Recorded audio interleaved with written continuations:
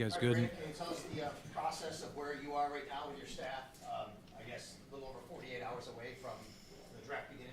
Yeah, I mean we're in a pretty good spot. We've done some mocks. We've gone back through some positions that you kind of have your scouting view. You listen to the coaches, the ones where you're in the same. You see it the same. You can kind of move on. We're working through a couple of those still, like how you view this person in our offense or in our defense, and what's the role. Making sure we're on the same page. Maybe we graded the player and we're thinking this guy maybe doesn't start year 2, does this year 1, and you're just trying to get on the same page of some of those things, because that kind of helps you assign the value of where you would take the player. Are you taking them as a role player this year and a future starter? You taking them hopefully to start year 1, or I don't know if I ever see this guy as a starter, but he's going to be a heck of a backup. So we're just kind of ironing out some of those, making sure we see, you're never going to fully agree, but just trying to get where there is complete consensus, those are easy. Where there's not, just trying to get to common ground. Where does how many first-round grades this year? What do we pick? 30, not 30. Is it over the last couple of years about the same range? Or less this year? Yeah, I mean, it's probably in the ballpark. Yeah. What's your update, if any, on James Cook? The same with James. Really, since owners meeting, since we spoke, love James. Look forward to James putting on our helmet again this year and doing well for us. And I know he plans that. James is a competitive dude, and look forward to that. That's really probably where we're at, Tim. Is he here like as off-season program? Not this week, but yeah, I can't tell you when he's definitely coming or not, but yeah, not yet. Is that significant to you? Or I should say, how significant is that to you? I mean, it's voluntary. So guys come and go, guys have things going on. Try not to look too far into it. We could all assume he's not here because he's unhappy with his contract or whatever, but that's not fair. Like, he hasn't told me that. I don't know. No one's told me that he said that, but so I think that's kind of unfair to say he's not here because of that. Doesn't mean he's not here next week or the week after. He'll be ready to go, though. What is the luxury of having 2 picks in the second round? Yeah, Mookie, I love that.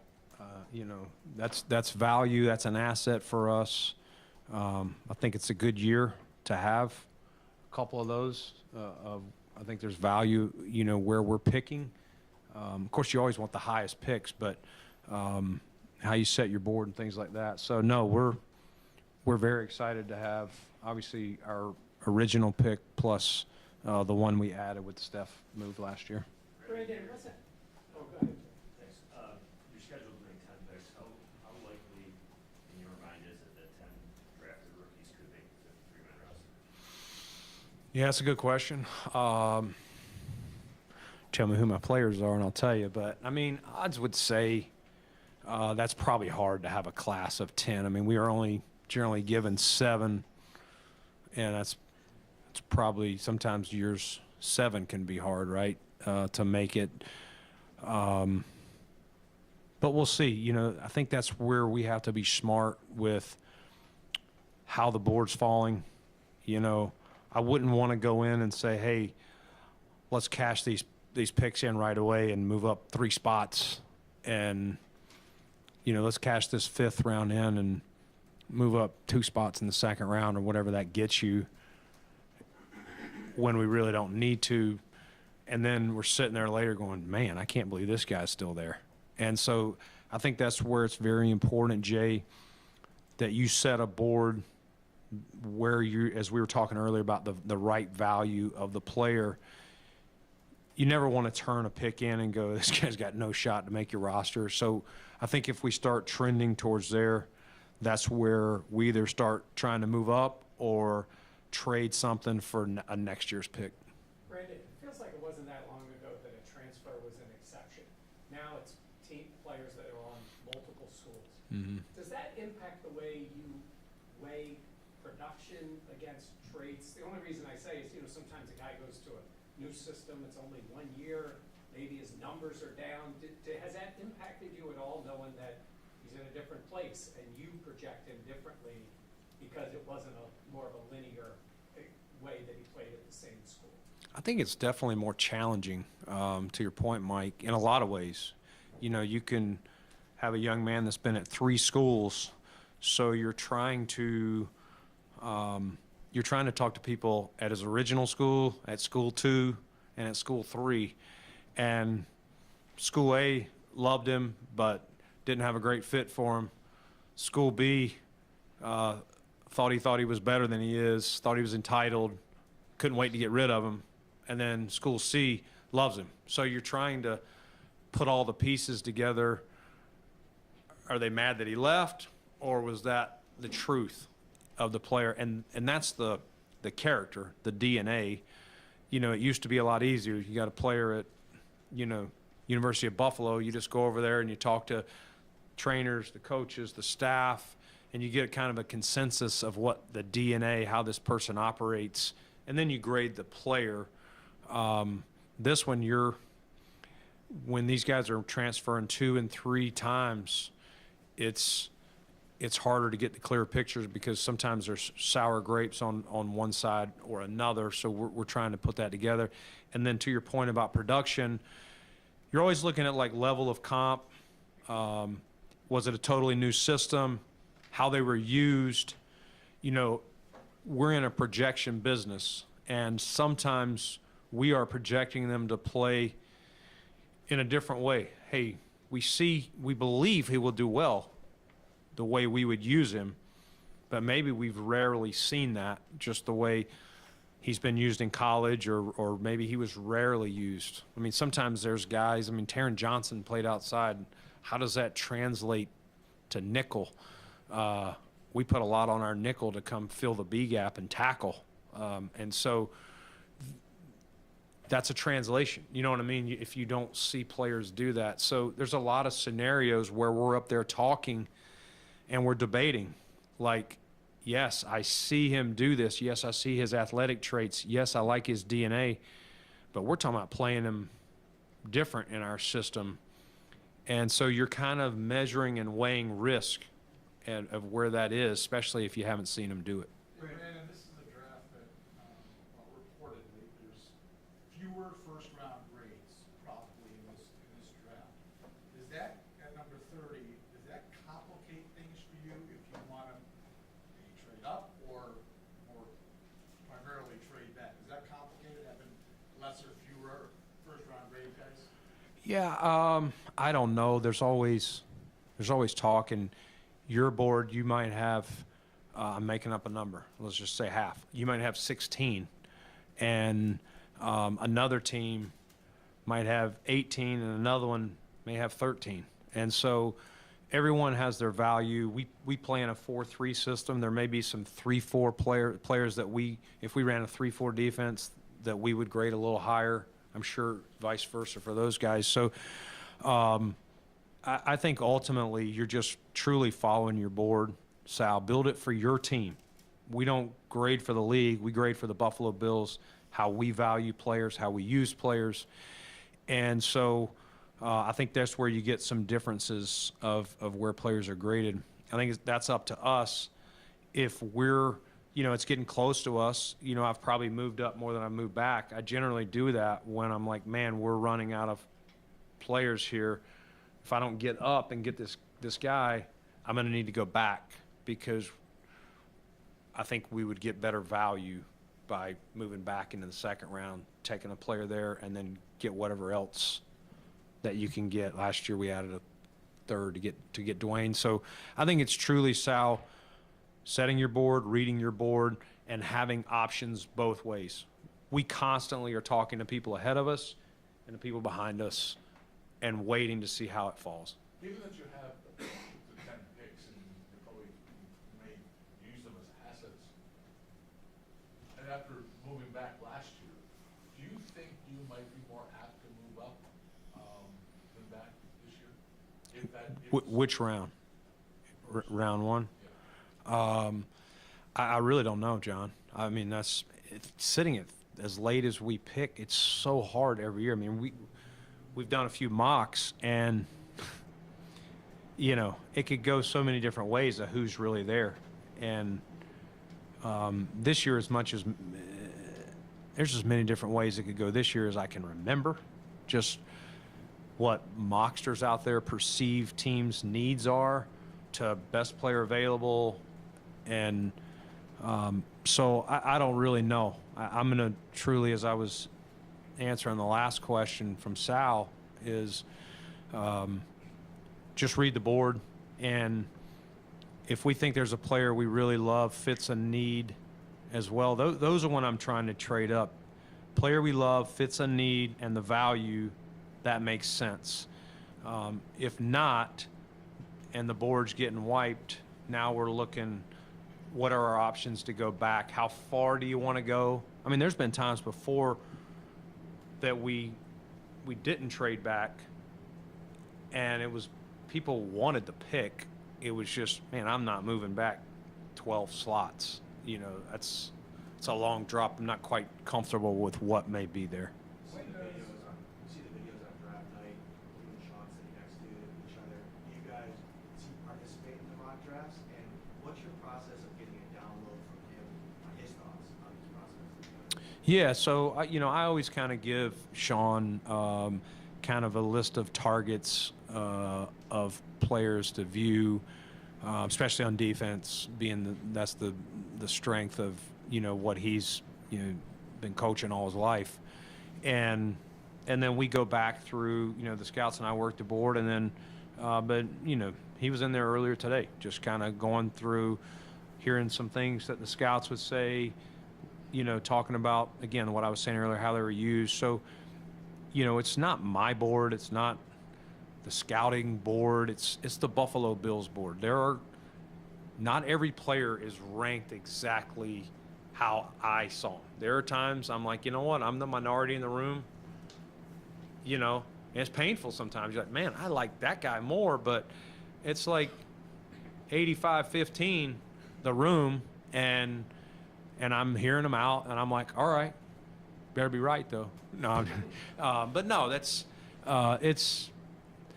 it's hard because we're all competitive. We all want to be right, but we're not always right. And as I said, this is a projection business. You're weighing risk in whatever round it is, and especially when you're talking about at 1 and 2 and things like that. And so, I just want to get it right for the team and for Terry Pagula and that crew. That's my job. It's not to pick the players how I rank them. It's how the consensus, how we feel, making sure I see alignment, and making sure we all have the shared vision for this player and how we're going to use him here in Buffalo. I mean, I would say it's a pretty good D-line draft. Yeah, I think so. Yeah, I think it's pretty good. Yeah, I mean, there's a lot of different flavors. And again, I was talking about the 3-4 guys, some of those guys I don't know, 15 years ago or maybe even 10 years ago, if we would have drafted a Javon Solomon, more of a 3-4 stand-up guy. But we found value in those guys. It's a passing league. You got to be able to get them down. So you're trying to make sure you can find enough value for those, and then what are they going to do on fourth down and special teams for you. But adding those players in as well, I think it's probably good on both. Brandon, your defense, your front four, you rotate quite a bit. Yeah. You don't as much in the secondary. Does that impact how you value players? Meaning, cornerback who's going to be on the field for 100% of the snaps maybe has a higher value than a defensive tackle who might only play 30 or 40%. Yeah, good question. I think it's just how impactful one is versus the other. I think they're both high position value, like and I think you can look at that by contracts in the league, what these guys are getting paid. I mean, if you've got an Aaron Donald, that guy in his prime, you'd probably take over most corners, okay, even though he doesn't play every snap. And that's a very fair point. But you got a guy who can play man, can play zone, has speed, tackle, and turns the ball over.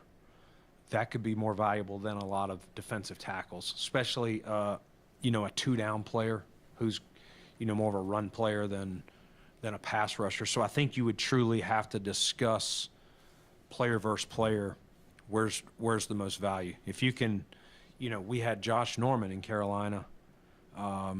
Even Trey Davis here when he was rolling and we paid him as the number one guy, like we could match up Trey Davis on the team. You know what I'm saying? He gave us he would be more valuable than a number of defensive tackles. Probably not more valuable than Aaron Donald, no disrespect to him, just using those comparisons. Is that? When does BBA supersedes a position? You're always trying to take the best player, okay? But as you move down in the draft, to your point, to Jay's question earlier, like you don't want to start drafting players that you're like, man, I know this guy's better than this other position, or we have him rated a little bit better, but I'm not sure with what we've already added if he can make the roster. So as you go, especially by the time you get to Saturday, you're going, man, what would we like to come out of here with what we've already added today? And then you start looking at where do you have value on your board. So fourth round, if we're like, man, we really need a corner, and we're like, man, we only see two guys that we really feel good about, we probably better take one in the fourth round because he's probably not going to be there in the fifth. You know what I'm saying? Unless there's a position of higher need. I hope that makes sense. Brandon, operationally, so you say you build the board for the Bills, not the league, right? So I'm Yes. curious. So let's say you have, you don't need a franchise quarterback. But you have a guy coming Feel good out- with our guy? Yeah, you get that. So you have a guy coming out who would normally be, you view him very highly, he could be a franchise guy.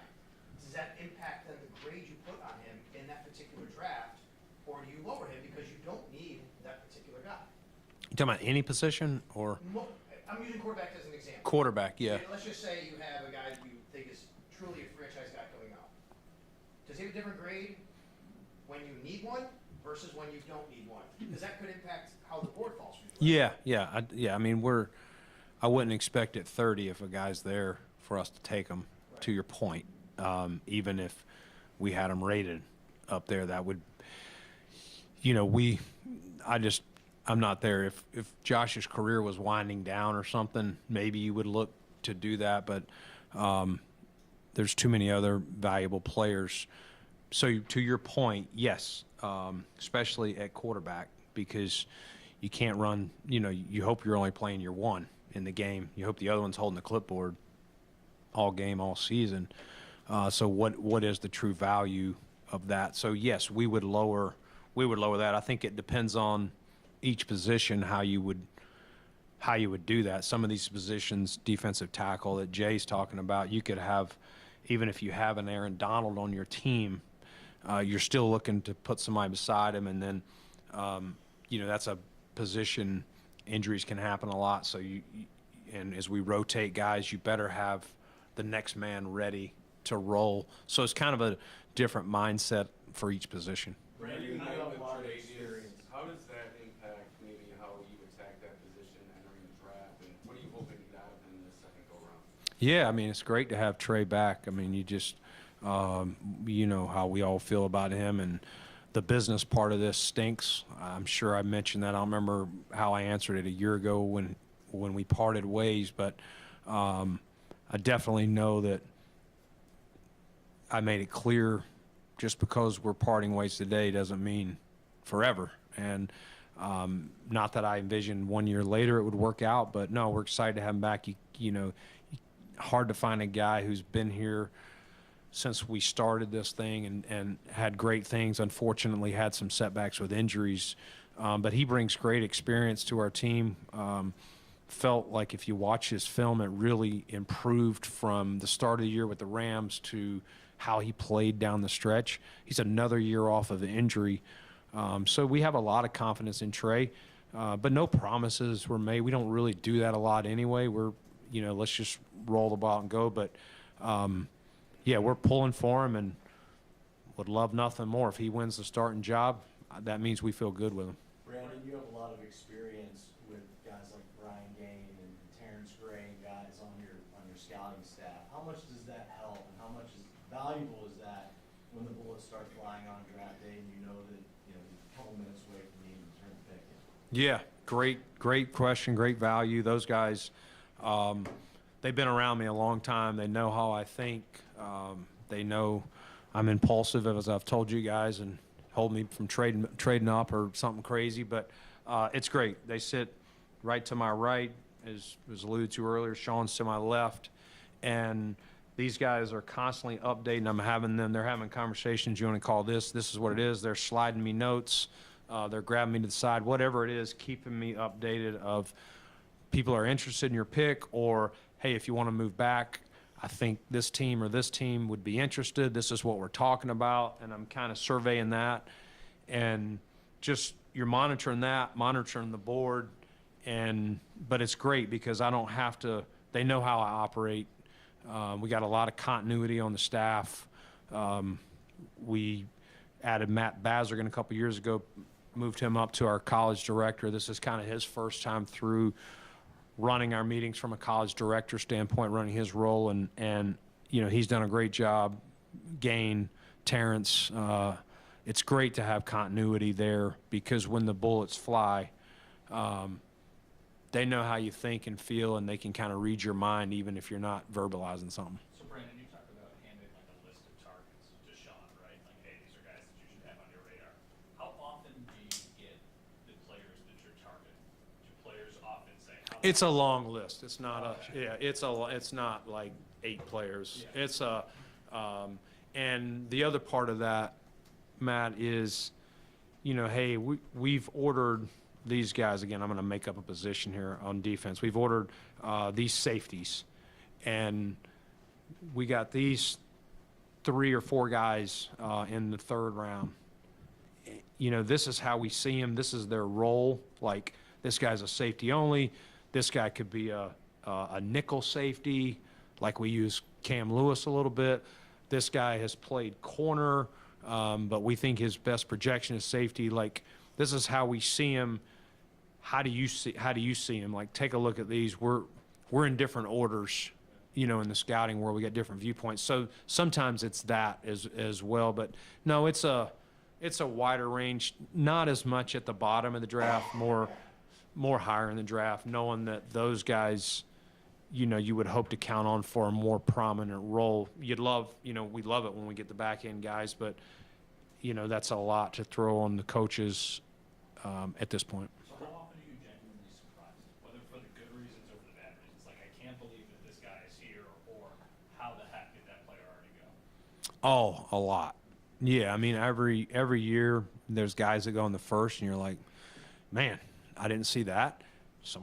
People probably say that about people we've picked. And then same thing, there's players that have fallen to us, and you're like, heck yeah, I would have lost that bet an hour ago, the way things were falling. That, because sometimes there's a run on positions, or, again, everybody values players differently for their team. And again, we know, needs at some point are going to come into play with how teams select, especially if, the first round they went corner. Well, if they're getting close to you and you're looking at a corner in the second, you're probably not worried about them double dipping at that spot. Brandon, how does the everybody eats philosophy that was so successful impact the value you're willing to invest in the wide receiver position? Oh, I mean, I think that was a good motto, a good team concept for us last year. But make no mistake, like anytime you can add like we're not going to like not add someone to the, if we think there's a player in any round at receiver, tight end, running, like whatever position you're, because the everybody eats was really everybody on offense. So wherever that is, you're probably talking receiver. Yeah, I mean, if we see a player that we think would add value to our group in any round, we would add them. How much?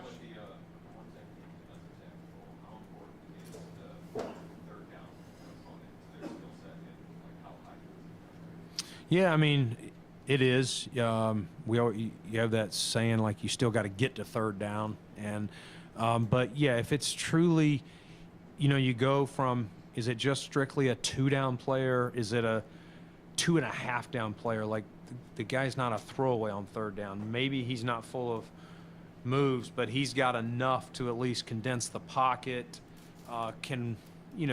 We think this guy could get us 2 to 3 sacks a year. He's not going to end up with 0.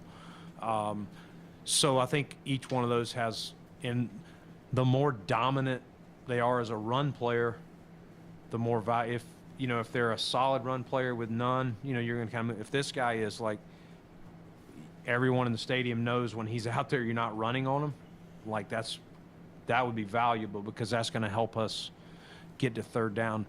Probably not as valuable as a guy who can get you a good number of sacks inside, to your point. And again, going back to how contracts, the guys that are getting paid big money are the ones that can win when they get their one-on-one rush opportunities.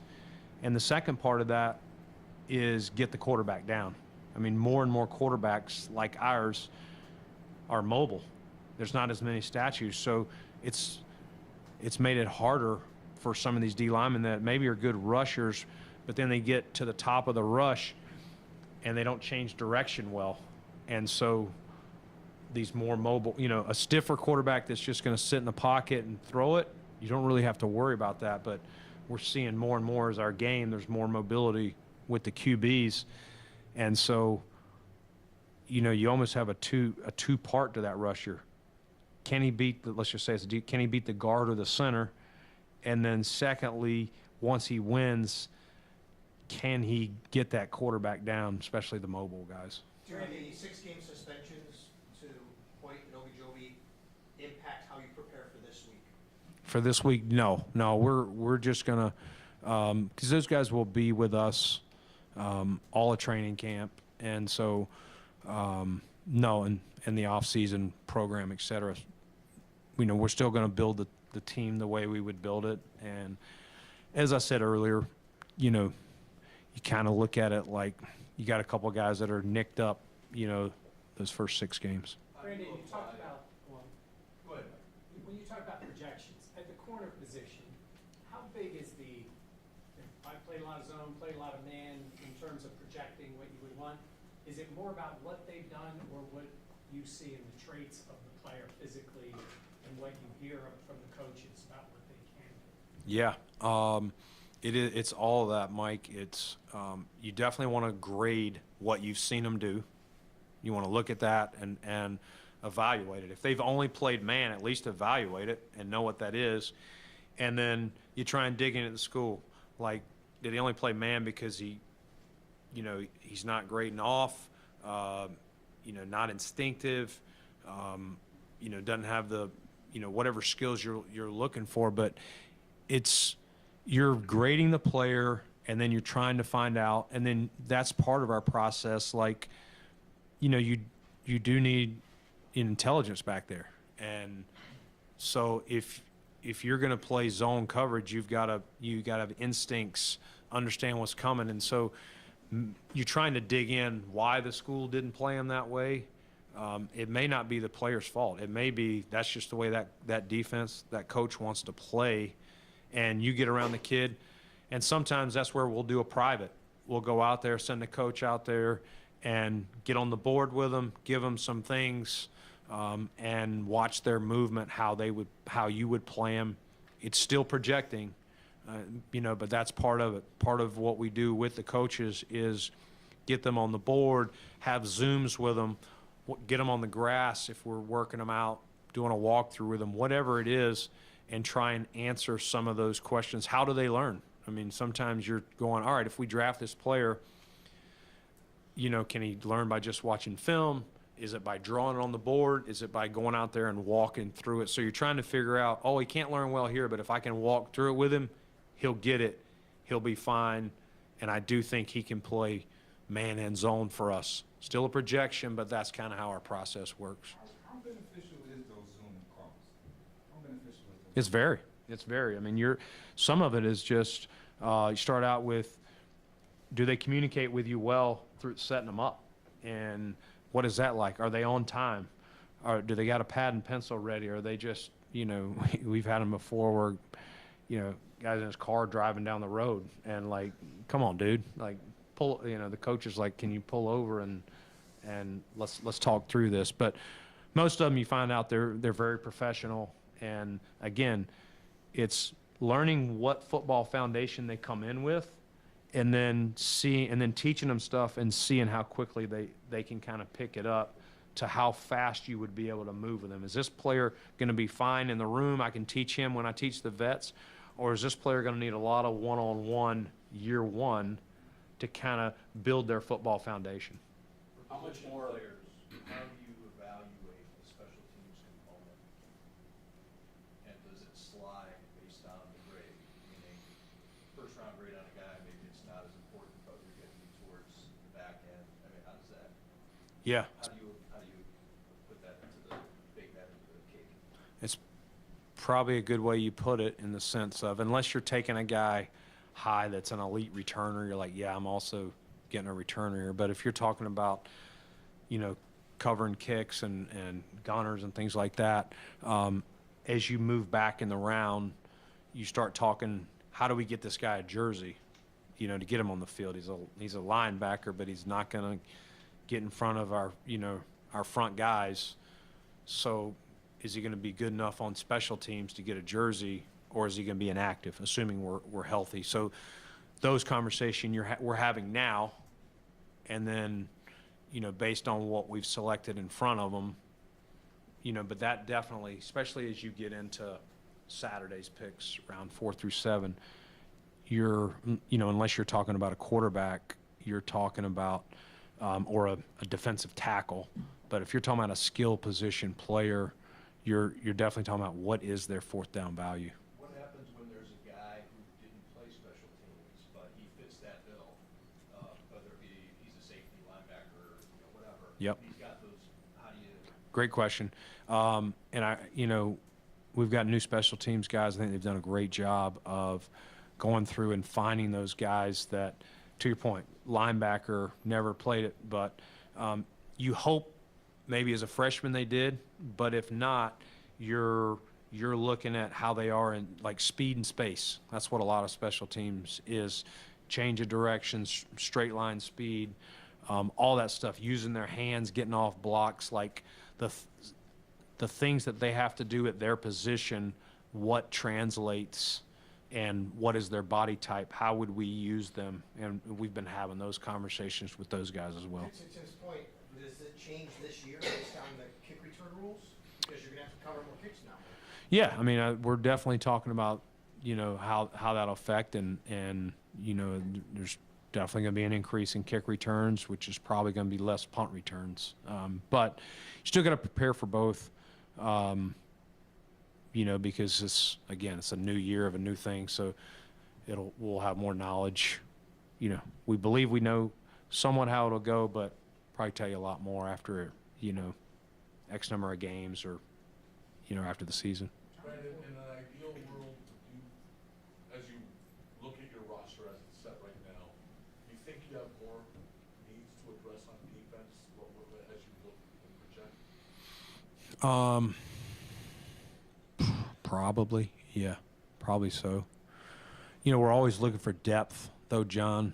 So it's important for us not to pass up players that we're like, man, we look a year from now, let's just say we have a player on last year of his deal And, that's where you're weighing in this seat now versus, let's see, if you draft a player outside the first round, you get them on a 4-year deal. And just because they're not going to have a major role, look at Terrell Bernard. You draft him, barely plays year 1, but steps in year 2 as a starter and so on. So that's the balance you're doing, trying not to overdo for now and forgetting about the future. You're balancing special teams and all that. And the other part of that is you can, you start looking, well, you got more needs on this side of the ball, and you leave some good players on the board. You have some injuries, and you're going, dang, if I had known that, I would have taken this offensive guard, whatever, you name the position. But we went for need. So it is hard because you want to make sure you're drafting good players. You always want to fill needs, and that's where we try and move up and down the board to answer needs with value, but not in the sake of passing over, a player that's clearly better. Hey, Brandon, what's your theory on everybody still having their first round pick? Now that the trade is so far? I know. I don't think I knew that till recently. That's an interesting one. I don't know if I have a theory. I haven't spent a lot of time on it. I don't really have a great answer for you. It seemed like there was a higher premium trade in the first round last year. Is that specific to last year? Do you feel like that's going to carry over this year as well? I think more people are open to trades. People see it, and again, I don't know what'll happen. I don't have a great, people are saying, well, people aren't going to trade up this year. Well, that means there's not going to be trades, because if they're not trading up, then nobody's trading back. But people also get on the clock, or they're getting close to their pick, and they're like, man, I really like this player. We're 3 picks away, or we're 5 picks away. I'd like to get him and not take a chance on losing him. Maybe at the start of the day they didn't think he would be there or whatever, or they were just kind of like, yeah, we'll take our pick or we'll move back. But I think there's still going to be plenty of action through the weekend. I just think enough people are going to want to target certain positions, certain players in certain rounds. And again, it's so hard to predict. Where do the quarterbacks go? How many go in one? What position players does that push down? All of that can affect, how many trades there are on Thursday night. How important is having more speed on your back end? You take speed everywhere on the field, Mookie. I mean, that's I'd be lying if you said you always want speed. But I'll also say you got to make sure it's a football player in whatever position it is. And so on the back end of the defense, you got to make sure he's got instincts, can tackle, can see the field and all that stuff. But yeah, if he's got enough of those characteristics and traits, and he's got speed too, you'd sign up for that all day long.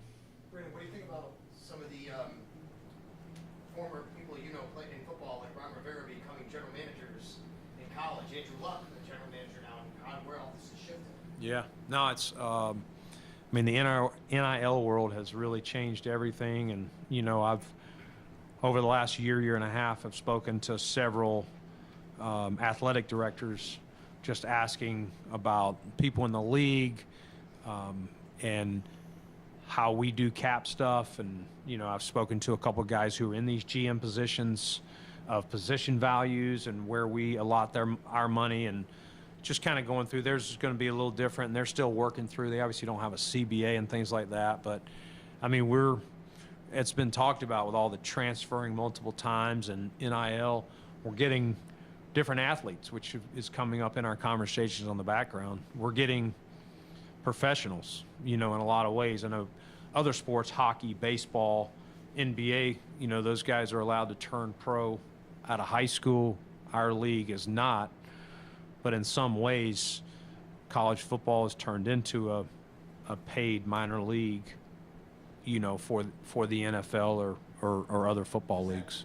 Cause like a bit of a paradigm shift of how you have to view things compared to maybe 10 years ago? Yeah. Because these guys are already getting paid, how they manage their money, what they've done. Yes, 100%. It's all those. Are they playing, are they transactional? They love the game. Are they, is it all about the money? You're always trying to dig into those. You always have, but you are getting the question, how's this player going to be with money? Or a lot of these guys, because they've had it. And has it hurt them? Has it helped them? Or is this, they're fine with the money. Of course, who's going to turn it down? But nothing's changed about their DNA. They're still a great person. They love ball, and you don't have to worry about them. Circling back to Trey, where do you think he is at 30, and after those 2 injuries? As you project him, where might, can he compete for a starting job? Yeah, I think he definitely can compete for a starting job. I think that's why he came back here. Trey is one competitive dude. And as I said, John, I thought his play trended up last year, and fortunate, so happy for him that he was able to, get through a healthy season and trend up. And he knows our defense. I think if he had never played in this defense, if he had been somewhere else and we were signing him, I might be a little more skeptical. But there's so much value. I mean, we signed Peanut Tillman the year we went to the Super Bowl in Carolina, Peanut was probably 33, 34, I don't remember. His best years were past him, but so smart, picked up the defense right away, had not been in ours. And we were curious, would he have enough movement skills with all of his mental aptitude that he's so smart. And you want guys like that on the field because they can overcome wherever they are athletically in their career. They can overcome that with smarts, instincts, feel, communication, knowing what's coming. So Trey's going to have a lot of value from that standpoint. Like I said, he's going to compete his butt off, and how can you not root for him? Having Trey and Dane back, how much more comfortable does that make you at that position? Yeah, I mean, those guys have started a lot of games, big-time games for us, playoff games. We've won a lot of games with those guys. Trey definitely in starter roles. Dane's been in both roles for us. I could go here for another hour on Trey White and Dane Jackson. Those guys are Bills Blue DNA.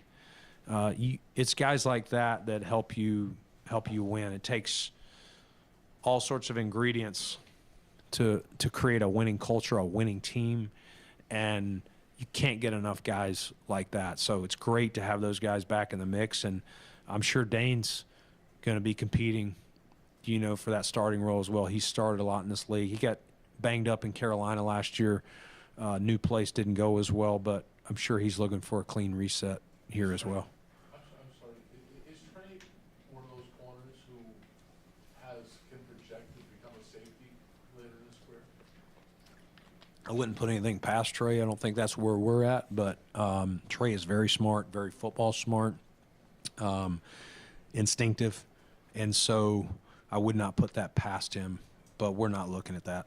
Hey, Brandon, I know Billy Carter did both positions last year, but he was more so rooted at 3. Is that your vision for him moving forward, or do you think he can be a better fit one? I think that's a great question. I think we do like his versatility. I think that was part of the attraction to him, Joe, and I thought he was showing that well. Last year was the year of the wrist for us, and I thought he played a couple of his best games right before that happened, and then we brought in the reinforcements with Jordan and Q Jeff, so he didn't really get back on track. Not all of his fault, really. It was limited opportunities, but I do think that's one of those when a guy can play multiple spots like that for you.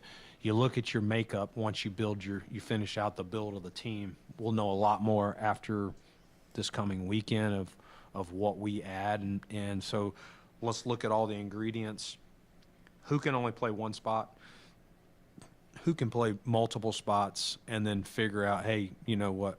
And I'm just making this up. If you add another 3 tech, maybe you say, hey, Dwayne, we're going to major as a 1, but don't lose the 3 because injuries do happen. All right.